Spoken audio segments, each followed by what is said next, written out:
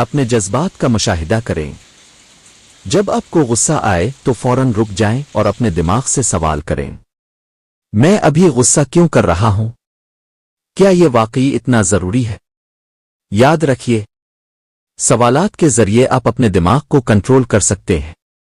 یہ ہنر شروع میں مشکل لگتا ہے، لیکن مسلسل پریکٹس کے ساتھ دماغ آپ کا تابعدار بن جاتا ہے۔ 2. خاموشی۔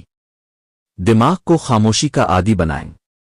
روزانہ صرف 10 منٹ تنہائی میں بیٹھیں اور اپنی سانسوں پر دھیان دیں، بغیر کسی سوچ کے۔ یہ عمل آپ کے دماغ کو ٹرین کرتا ہے کہ وہ بار بار بھٹکنے کے بجائے آپ کی ہدایات پر عمل کرے۔ اسی سے ذہن مضبوط ہوتا ہے اور آپ کے اندر کی آواز سنائی دیتی ہے جو آپ کو صحیح سمت دکھاتی ہے۔ 3. Self talk. اپنے آپ سے بات کرنا۔ جو باتیں آپ روزانہ اپنے دماغ سے کرتے ہیں وہی آپ کی حقیقت بن جاتی ہے۔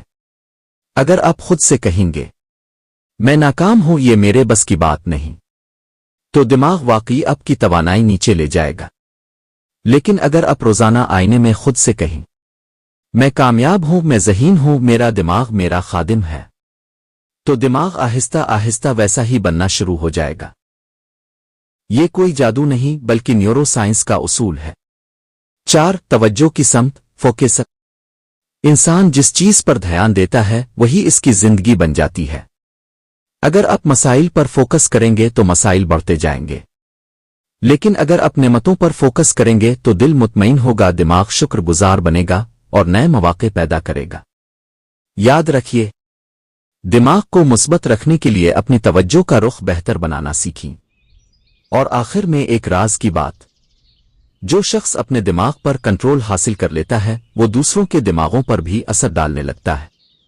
جب وہ بولتا ہے لوگ سنتے ہیں، جب وہ قدم اٹھاتا ہے لوگ پیروی کرتے ہیں، کیونکہ اس کی موجودگی میں ایک کشش ہوتی ہے، ایک ایسا اعتماد ہوتا ہے جو الفاظ سے نہیں بلکہ توانائی سے ظاہر ہوتا ہے۔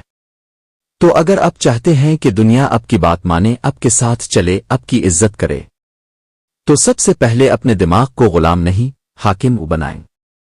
دماغ کو قابو کرنے کا یہ انوکھا فارمولہ صرف عمل سے ممکن ہے، اور جو اس پر عمل کر لیتا ہے وہی دنیا کا اصل مالک بن جاتا ہے۔ ان 4 اصولوں میں سے کون سا اصول آپ کو سب سے زیادہ متاثر کن لگا؟ نیچے کمنٹ میں اپنی رائے ضرور دیجیے گا۔ اپنا بہت خیال رکھیے گا۔ اللہ حافظ۔